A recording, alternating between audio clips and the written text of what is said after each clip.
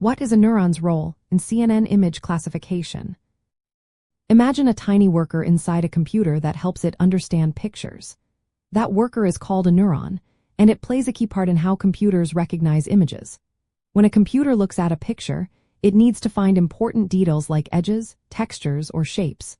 Neurons in a convolutional neural network help do this by acting like pattern detectors. They look at small parts of the image, called receptive fields, and decide if certain features are present. Each neuron takes in information from its tiny area, multiplies it by some weights, adds a bias, and then runs it through an activation function. This process helps the neuron decide if the feature it looks for is there or not.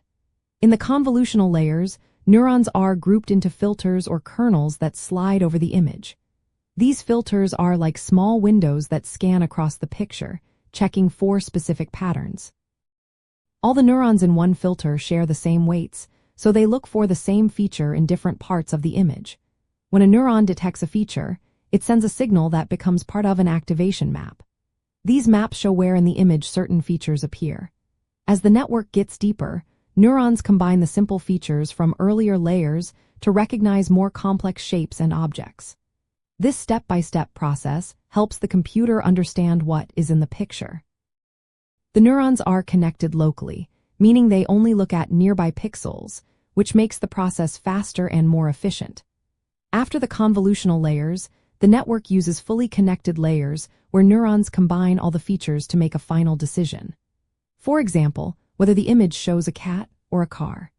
The activation functions, like ReLU or rectified linear unit, help the neurons learn more complicated patterns by adding nonlinearity.